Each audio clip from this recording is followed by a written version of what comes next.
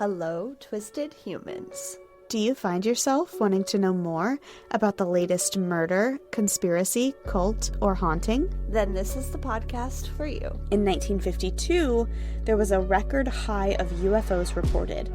1,500 sightings. There has been evidence of human sacrifice, devil worship, and it is haunted by more spirits than can be counted. A family of 2 adults and 2 kids reportedly saw a giant flying thing with glowing red eyes. And meanwhile, the family's nanny that helped Veronica to care for her and Lucian's children was found bludgeoned to death in the basement of their family home.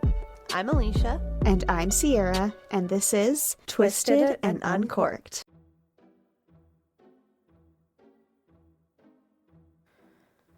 Welcome, friends, to the last Frightful Christmas episode.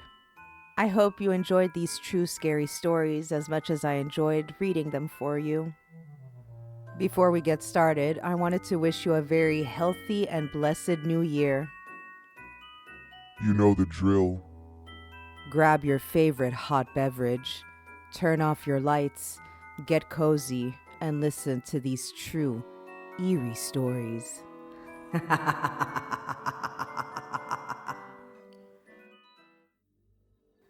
Caught on tape. I lived on a hobby farm outside of the suburbs. There were a lot of farm cats that weren't raised by me, but wandered around the farm anyway. One day, I noticed the body of one that had been eaten by an animal, so I set up some game cameras to see if a coyote or something was wandering around. The next time I found a dead cat, I went to watch footage from the game camera and hoped it would tell me what kind of predator I had on my hands.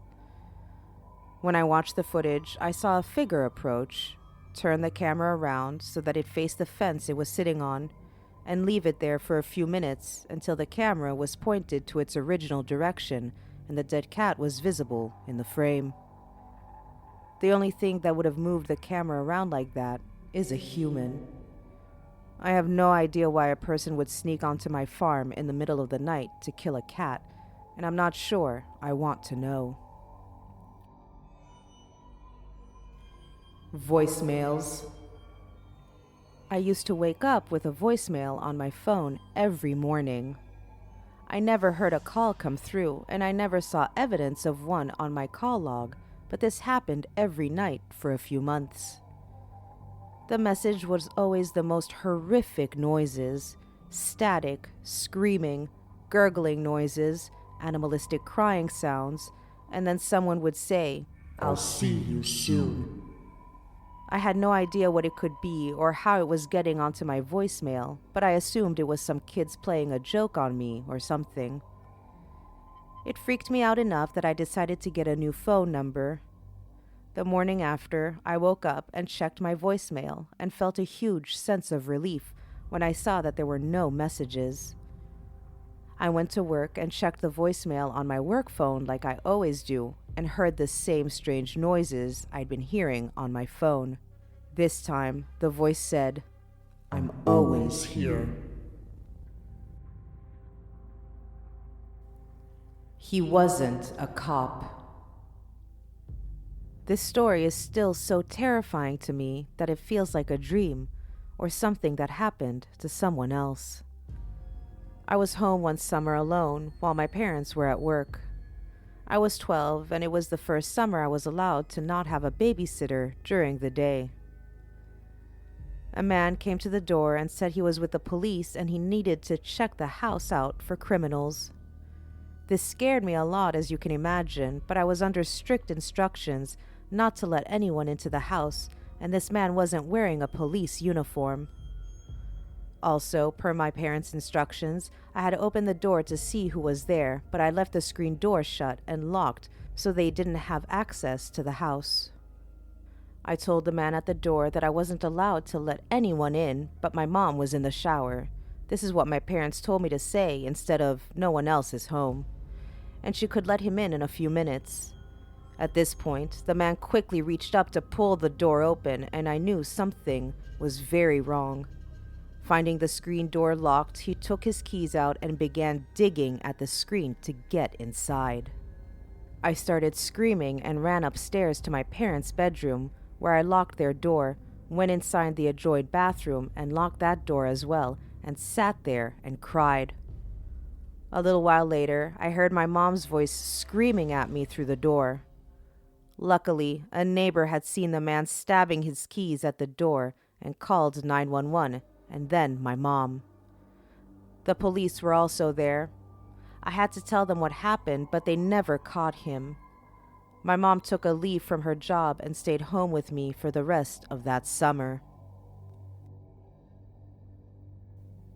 Evening run. I used to go for evening runs on the trail near my house. Not many people are around in the late evening when it starts to get dark, but it's in a park in city limits, so it's not usually deserted. One night, I got going a little late and realized I was going to be doing the second half of the jog in the dark. I'm fine with this as I'm very familiar with the trail and feel safe in the area. There was enough light from light pollution in the sky for me to not be in the total dark anyway. I was about 3/4 of the way home when I stopped to catch my breath. At this point, I noticed something smelled really bad around me, but I couldn't place what it was. I thought maybe I was near a public garbage can and no one had emptied it in the last few days. Whatever it is, I don't like it, and I decided I didn't need to catch my breath that badly, so I continued my run home. The next day after work, I thought back to the smell and realized I didn't want to be stuck running in the dark again. So I put my sweats on and hit the trail in the early evening. I got around 3/4 done again, and I noticed there was a roped-off area up ahead, and there was a police officer standing there. The roped-off area was empty except for some dark stains in the grass, but I stopped and asked the officer what was going on. He told me they found a body there in the morning. A woman had been killed a few days prior, and the decaying body was transported and dumped along the trail. I filled him in on what I noticed the previous night, and he confirmed that what I smelled was likely the corpse. Given that it had just gotten dark when I came through the scene, the officer told me I was lucky, as I was probably pretty close to interrupting whoever was leaving the body there. Evil little boy. There was a little 7-year-old boy in my neighborhood that kind of freaked me out. He had pale skin and dark hair and black eyes, so I thought maybe he just reminded me of the little boy from The Omen. One day, there was a family emergency, and his mom frantically asked me if I could watch her kids while she and her husband went to deal with the situation. Of course, I agreed and went over there and told the kids we were going to have a surprise movie night. We watched a bunch of Pixar movies, and it was actually pretty fun. The other kids went to bed without a fuss, but the creepy kid just kept following me around and saying he didn't want to sleep. Finally, I got him to go to bed by promising him I'd tell him a bedtime story. I asked him what kind of story he wanted to hear, and he said, "One where Mommy dies." The lore. My friend lived a few blocks away from me in our city, and we would walk home from each other's places late at night. It was a little risky just because in any city it's never completely safe, but we had a system in place of texting each other when we got home, so we thought it was fine. One night, I was making this walk home when I heard a baby crying. Not just crying, but screaming in a way I've never heard from a baby before. I stopped and looked around and didn't see anything, but I started walking towards the noise just because it was so weird to hear a baby crying in a neighborhood where mostly 20-something kids lived. I realized the crying was coming from the middle of a parking lot behind the apartment complex next to mine. I couldn't see anything, but I was hesitant to go investigate. I was worried because it really sounded like something was wrong. My fear got the best of me, and I sped walked home, where I called the police from the safety of my apartment. They sent someone to investigate, and I left my number. I got a call from a police officer about 30 minutes later. He said he searched the area and didn't see or hear anything strange, but he wanted to call me and let me know that men sometimes use recordings of hurt babies or children to lure women into an area where they can be abducted. She told me not to call the cops. I live in a nice suburb and never really worried about crime before this happened. I was woken up in the middle of the night by a frantic woman banging on the door. I could see out the window that she was dressed nicely and looked pretty normal for the neighborhood, but I still didn't want to open the door because I lived alone and it was in the middle of the night. I asked her what she wanted, and she said she was running away from her husband, who had beat her, and to please let her in. I was still scared, so I told her I was going to call 911, and she should just wait on the porch. I went to get my phone, and when I came back, she had vanished. I called the police anyway, and when they came, they said they'd gotten another call in the neighborhood from another person who this woman had told not to call the police, but to let her in, and the neighbor had gotten suspicious. They think this was a hoax used to gain entry to the house, and there were likely other people waiting just outside my house to barge in if I had opened the door. The intercom. I'm almost 99% certain my apartment's intercom system saved my life. I live in a neighborhood with a lot of gigantic old homes that have been turned into duplexes or small apartment buildings. The one I live in just looks like an old mansion on the outside, but it's actually 3 modest apartments on the inside, and there's an intercom at the front door so that I don't have to walk down from my 3rd floor apartment just to let someone in. Anyway, one night I hear someone knocking at the front door. I go to the balcony and look down and see a little kid looking up at me. He says he's lost and needs help. I told him I can call the police for him, and he says no. He just needs to use my phone to call his mom to come get him. I say okay and go back inside. I had planned to just go downstairs and bring the kid my phone, but something felt off about the situation to me. On a whim, I went over to the intercom and pressed the listen button, and I heard the kid quietly talking to a gruff-sounding man about how they were going to jump me when I opened the door.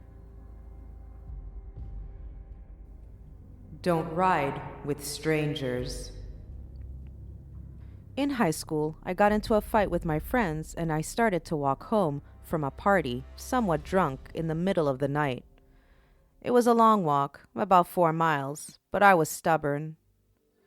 Eventually, it started raining and a car stopped and a dad-looking man asked if I wanted a ride. I accepted and got to thinking that since it was a small town and we were close to my house, it would be okay.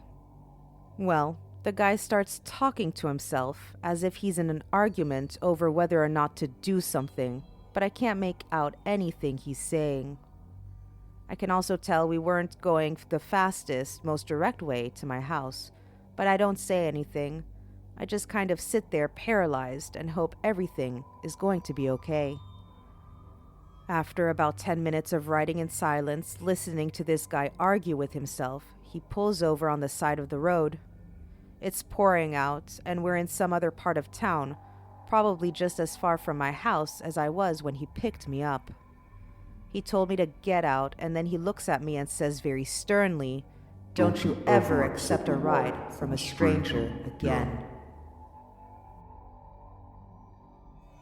Easter Bunny from Hell. One year, when I was in elementary school, I happened to wake up the night before Easter Sunday. I was bored, so I walked over to my window and peeked out. I saw the Easter Bunny hopping through the yard. It was an adult person in an Easter Bunny costume, but at the time, I just thought, Easter Bunny. I got really excited and left my bedroom and started going down the stairs. But as I walked past my parents' bedroom, they stopped and asked me what I was doing. They wouldn't let me go outside and play with the Easter Bunny, which made me really angry, but eventually they got me back in bed and I went to sleep. It wasn't until years later that I realized how creepy the whole thing was. There was some stranger outside dressed up like an Easter bunny in the middle of the night, and I almost left my house to go and play with them. If my parents hadn't caught me going down the stairs, they wouldn't have even noticed I was gone until morning. We have come to the end of our Frightful Christmas series. I hope you enjoyed these creepy tales. Don't forget to follow Beauty Unlocked on TikTok, Instagram, and YouTube. Your support really means the world to me. Happy New Year, my loves. Stay safe out there, and remember that real life is scarier than fiction.